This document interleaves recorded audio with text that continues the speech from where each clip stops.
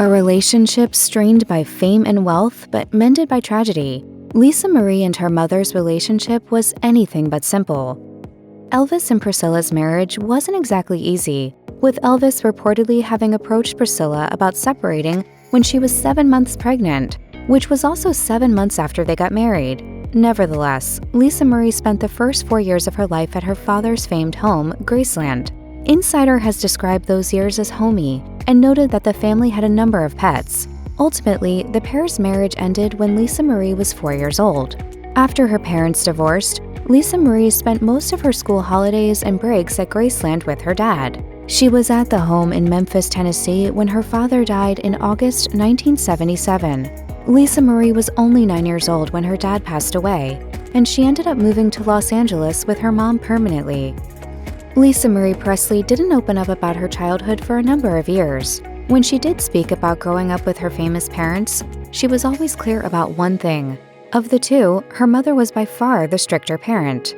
Of course, Lisa Marie was also open about the fact that her mother might have had no choice, as her father gleefully went to great lengths to celebrate and spoil his only child. While on the talk in 2013, Lisa Marie explained that Priscilla often ended up having to, quote, undo whatever was done if I went to Graceland and spent 2 weeks being a tyrant.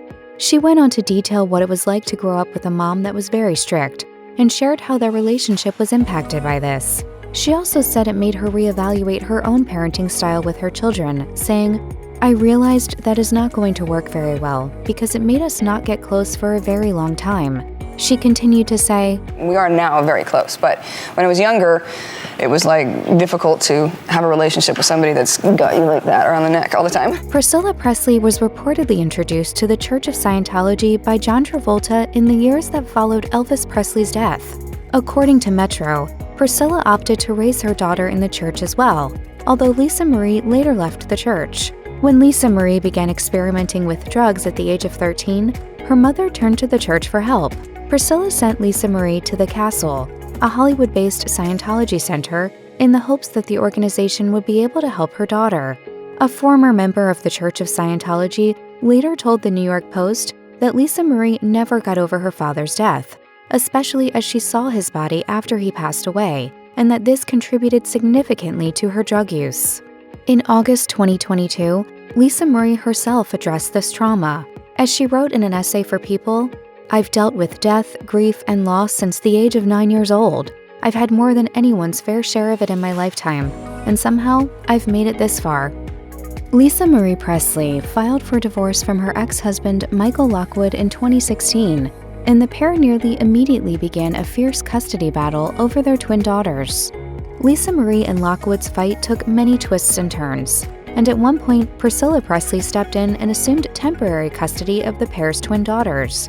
As reported by OK Magazine, Priscilla entered the picture when it was alleged that Lockwood had what was termed disturbing photographs of children on his computer. However, his lawyer later told Us Weekly the allegations were, quote, highly sensational, inaccurate, and unproven.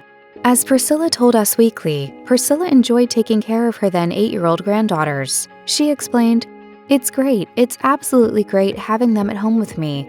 I love it, I love it. Having twins is quite an experience, I have to say. Both of them are very different, wonderful kids, wonderful children. Eventually, Lisa Marie and Lockwood entered into a new custody agreement that awarded Lisa Marie with primary physical custody of the girls. However, Lockwood challenged this order following the death of Lisa Marie's son Benjamin in 2020. At the time of Lisa Marie's passing, the custody agreement had not been altered, according to the Daily Mail. In July 2020, Lisa Marie Presley's son Benjamin Keogh died by suicide. The loss of her son devastated Lisa Marie, and her mother Priscilla stepped in to help her cope. In a 2022 essay she penned for People, Lisa Marie admitted that though she lived with grief from the age of 9, losing her son was extraordinarily difficult.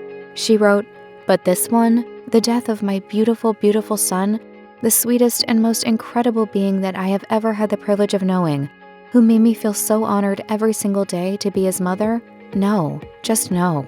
It was a tragedy felt by the whole family." As his sister Riley said after his death, he was, incredible. He was so smart, so funny. A source told OK Magazine that Lisa Marie and Priscilla struggled over the years, reportedly becoming estranged during Lisa Marie's protracted divorce proceedings against Michael Lockwood. However, Priscilla stepped in to help Lisa Marie after her son died. The source alleged, they became close again after Ben's death. Priscilla supported her as much as she could. Priscilla Presley confirmed Lisa Marie Presley's death in January 2023. In a statement to People, Priscilla revealed, "It is with a heavy heart that I must share the devastating news that my beautiful daughter, Lisa Marie, has left us. She was the most passionate, strong, and loving woman I have ever known. We ask for privacy as we try to deal with this profound loss. Thank you for the love and prayers. At this time, there will be no further comment." Priscilla's statement followed the news that Lisa Marie had been taken to the hospital after experiencing an episode of cardiac arrest in her home.